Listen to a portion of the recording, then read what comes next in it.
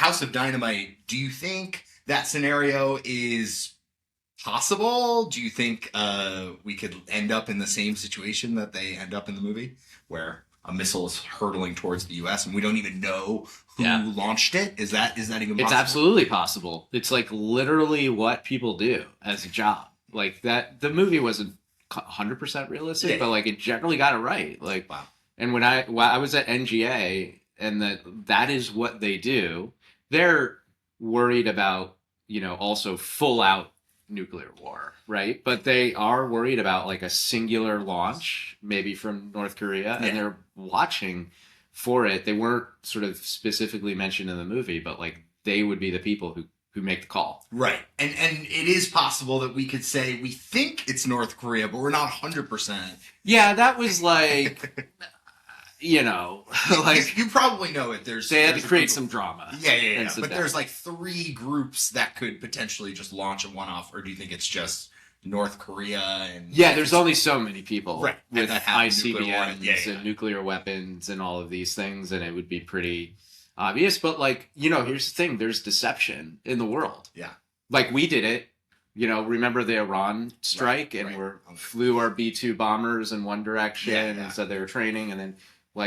So somebody could use deception. So that doubt, that's what intelligence officers do. That's what they deal with. There's always going to be doubt. And how do you deal with that? Yeah. No, I think it was funny. You were also talking about the day job of an intelligence officer. And another show, it sounded a lot like Severance. You were like, they're at a desk, they're at some terminal connected to some, age software, and they're just kind of clicking, and they know their job is important. You said that line in the book, and I thought that's exactly what they say at Lumen, with Severance. I'm actually a huge Severance fan, and I watch it with my wife, religiously when it's on, and when I was watching it, I actually was like, this is what it's like to work in a skiff. And there are these 2 different lives you have. Yeah. And there's this outside life and this inside life. And you can't, you can talk about the outside life at work, but you can't talk about anything you're doing at work when you go home. And it's super weird like that, but it's true. That's and that it has its own weird culture where this labyrinthine culture of clearances and things like this, that's real. Hey everyone, and welcome to the Predicted Podcast. I'm Jacob Studwell. We have an awesome interview today with Anthony Vinci on his new book, The Fourth Intelligence Revolution. We also talk about the Netflix movie House of Dynamite, Severance, AI and politics, and he also makes some predictions based off of his proprietary AI model. If you like the interview, please subscribe at our YouTube page, youtube.com/@PredictedOfficial. Also follow us on Twitter @ThePredictedPod, and you can find us on Apple Podcasts and Spotify. Highly suggest the YouTube though. We have some great visuals there, but please enjoy. I'm here with Anthony Vinci. He's the author of the book, The Fourth Intelligence Revolution, The Future of Espionage and the Battle to Save America. He served as the first Chief Technology Officer and Associate Director for Capabilities at the National Geospatial Intelligence Agency. After serving in intelligence, he became a Managing Director at Cerebus Capital Management. Today, he is the CEO of Vico, an AI company that super empowers decision makers through providing forecasts, scenarios, and simulations of macro, political, and geopolitical events. Perfect time to be in the space, huh? I want to start off with your fascinating book. If you had any questions about government bureaucracy or intelligence or, again, alphabet soup, what are all these acronyms for? It gives you a perfect insight into what the world is, why something might be top secret. I think the most interesting part was that a lot of classified information is just kind of an extension of open source information, and it's actually not as interesting as you might think it could be. I mean, I'm sure some are very important information, but it's just more detailed almost. I think you mentioned the speed of a Chinese hypersonic missile. We don't know exactly how fast it is because that is classified information, but you can imagine it's, thousands of miles per hour. But your opening pitch is that American citizens will need to become their own intelligence officers going forward. And, they have to ensure what they read online and what they send to other people are real and reliable. Is there any good top tip for ensuring if that image on Twitter or that quote on Facebook is real or factual? Yeah. Well, look, thanks for having me. the thing that's happening in the world is you sort of alluded to it. There's all this chaos, right? Like so much is happening all at once. There's Venezuela, and then there's Iran, and then there's Greenland, and all of these things happening. And at the same time, there are all these new sources of information coming from social media, different TV channels, like the president. the president, right? And for like an average person, it's just as a baseline hard to know what's true and what's not true, and it's like this evolving truth. And then at the same time, on top of that, you've got AI, which allows people to change information very quickly. It's not like you have to like doctor the photo. You can immediately, in like a few seconds, have a completely faked video come out that looks real, right? Like my wife just forwarded me something the other day, and she was like, I was looking at this apartment and then thought it was like wonderful and we should go look at it. And then she's like, read the fine text and realized it was AI. And like literally could not differentiate, right? That's the world we're living in. So, you know, for an average person, it can be hard to figure out what's true and what's not. And then you have to remember there are bad guys out there, and China and Russia and Iran and places like this are actively trying to collect information and deceive people and influence people. So what do? Well, the CIA or the FBI can't watch 350 million Americans all the time and point out what's true and what's not. So we have to learn to do it ourselves, right? And to figure out what is true on our own in a world where any information can be changed and faked, and where there are deceptive bad guys, adversaries out there. And so I think we need to develop tools that intelligence officers have, right? And some of these are, you know, you need to triangulate information. Intelligence officers never trust one piece of information, ever.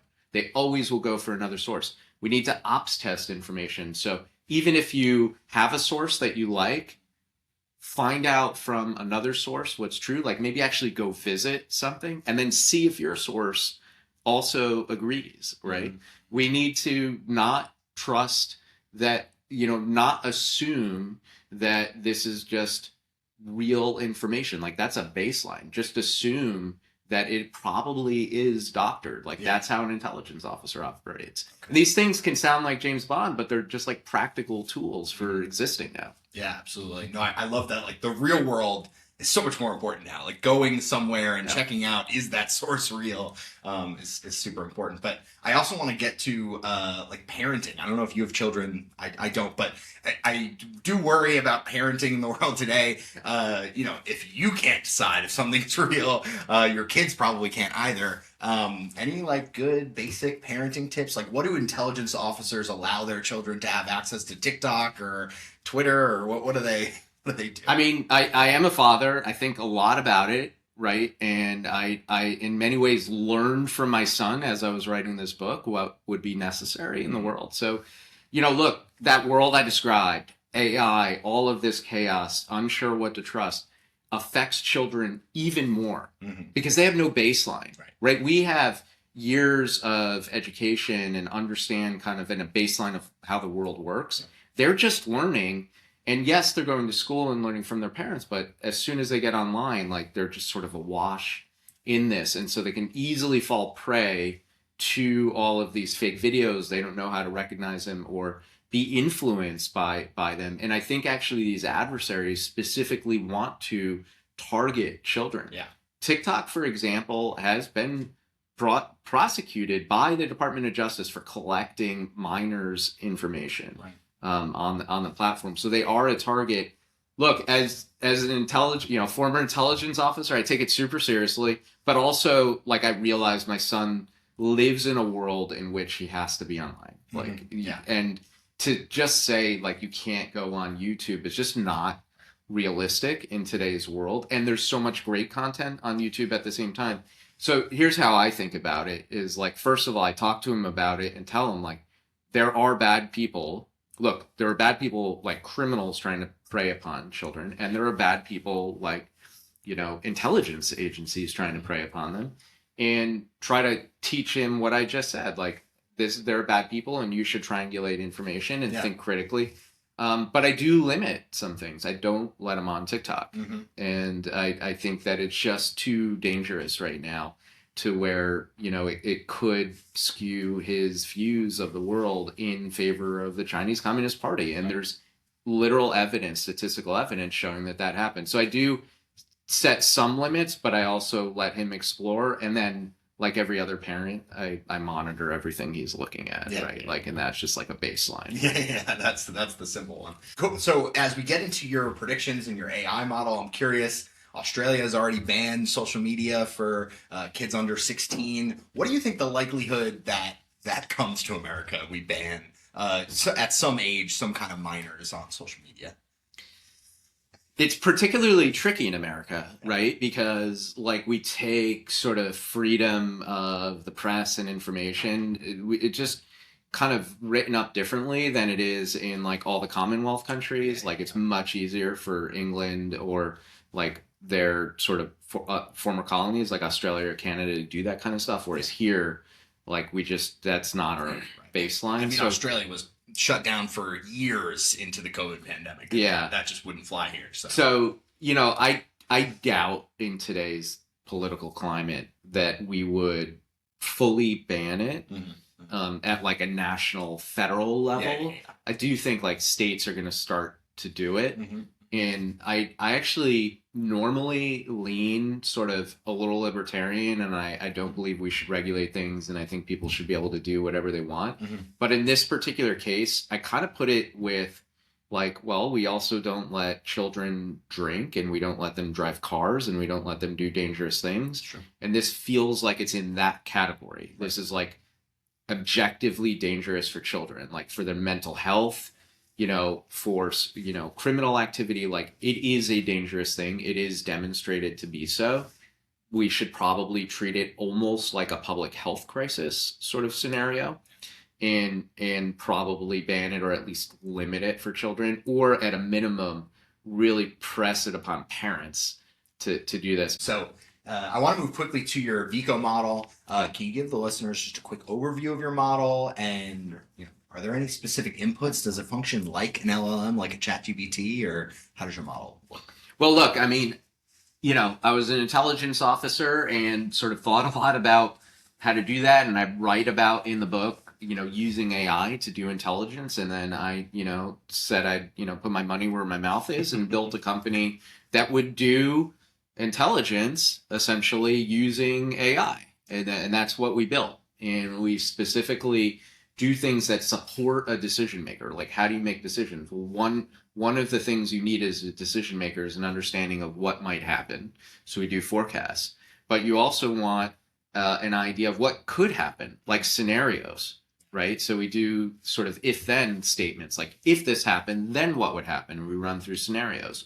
Or what if this happened, then what might happen, right? And this is how people actually make decisions, right? It's not just like, hey, there's a 40% probability of this happening, and therefore you're going to do it or not do it. Actually, what people do is they say, okay, what does that really mean, right? And what if this happened? Then what would I do? And that's how, people who run companies or trade stocks or, run militaries think about it. And so we try to reproduce that.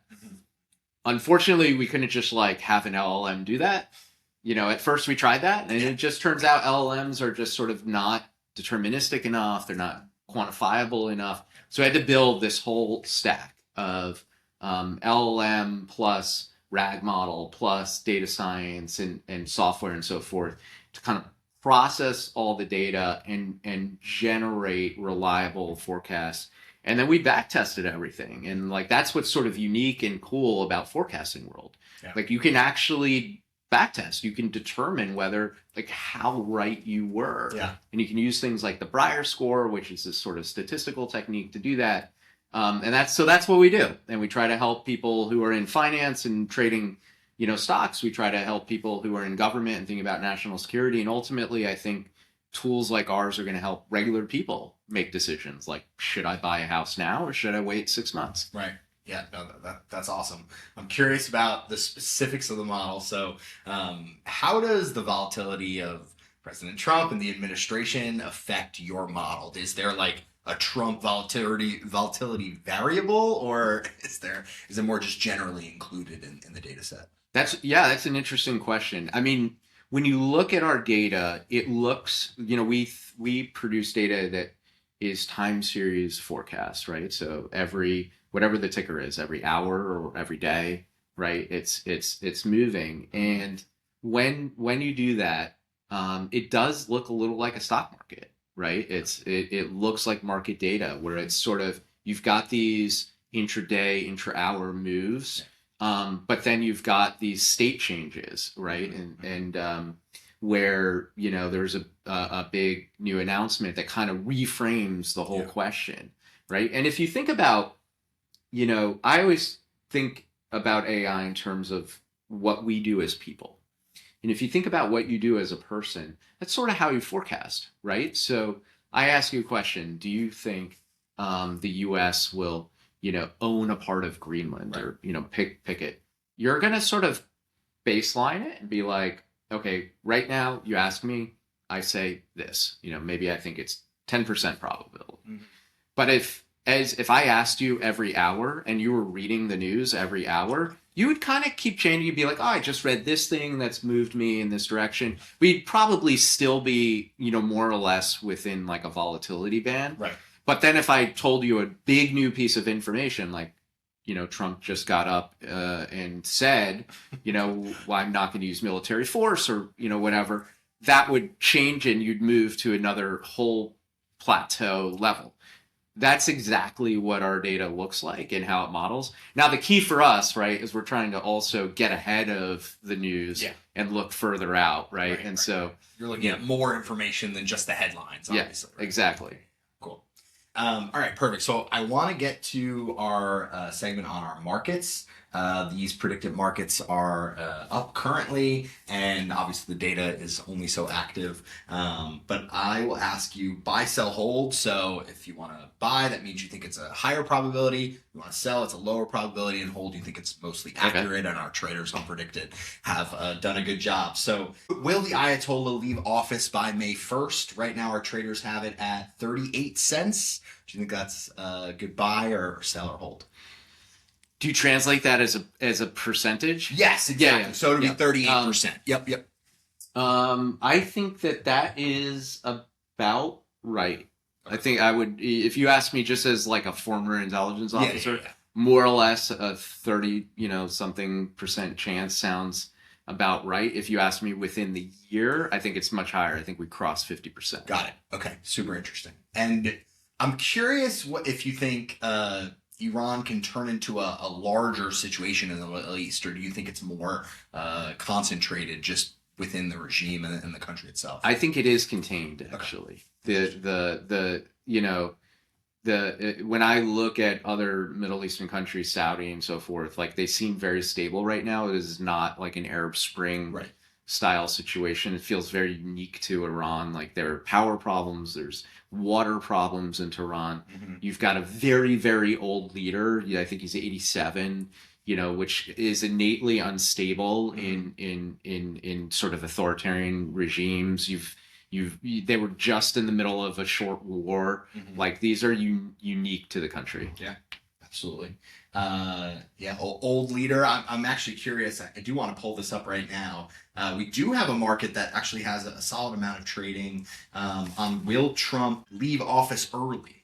Meaning, will he actually sustain his second term entirely? So will he last until January 20th, 2029? Last I saw it was at 40 cents. And do you think 40% chance Trump survives to January 20th in office? Obviously, lots of different things can happen. No, way higher percentage. I mean, I would baseline it as, for any, say, 80-year-old or early 80s person, what's the probability of them becoming incapacitated per year? Mm-hmm. I bet it's like any given year, 2 or 3%. It's pretty low. Okay, yeah. And so if you just add that up over the next 3 years, like sub 10%. I bet probability of just like purely health issues. Right. Politically, I don't see how, could he, you have to add on top of that, could he be impeached or something?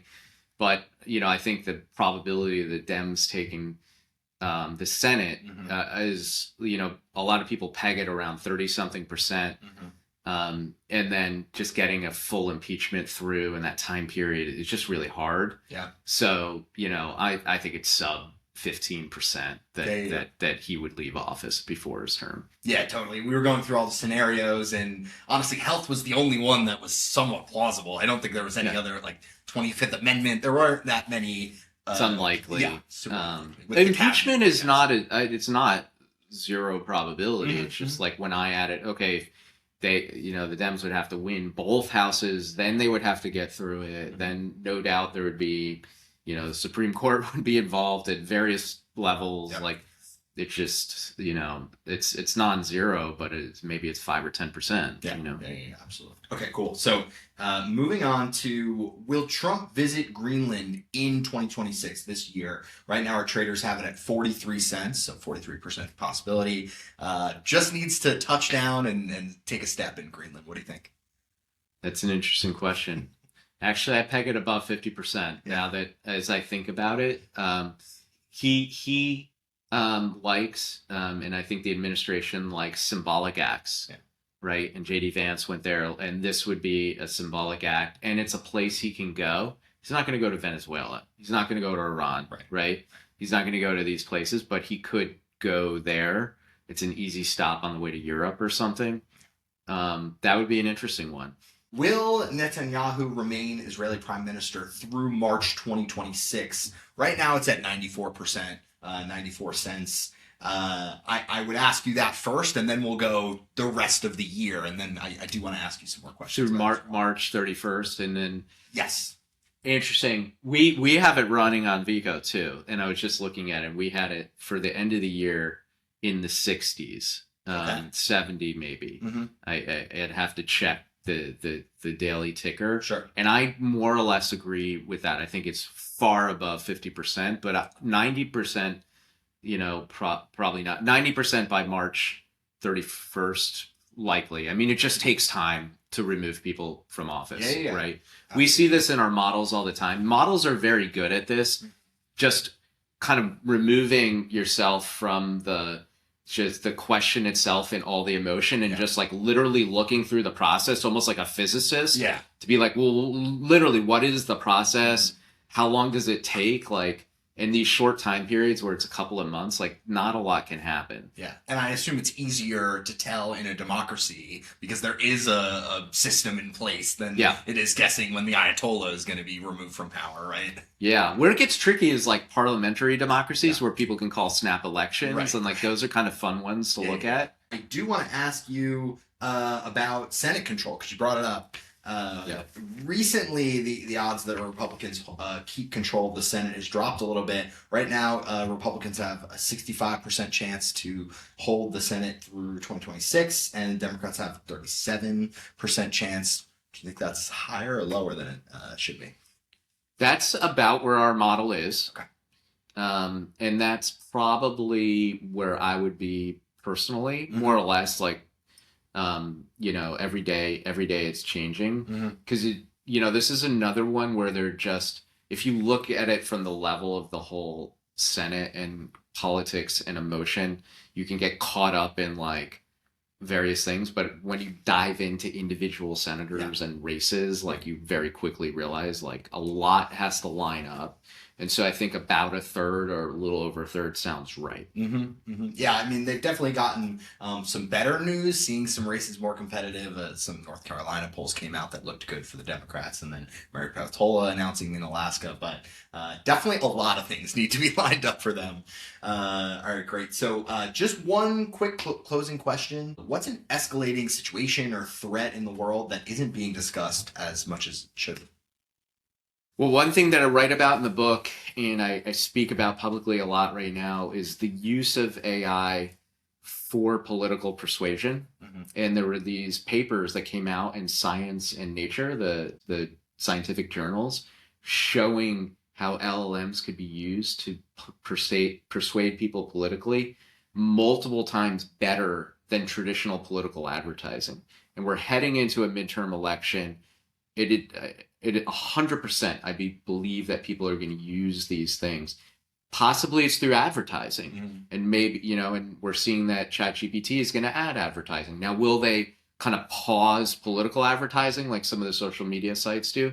Maybe they do, but it still has an influence. And that's the thing about these models. Like, you can ask it anything. It's very hard to restrict them from saying something. Right. So I think going into the midterm, what really worries me is that these models may politically persuade people, either purposefully or accidentally.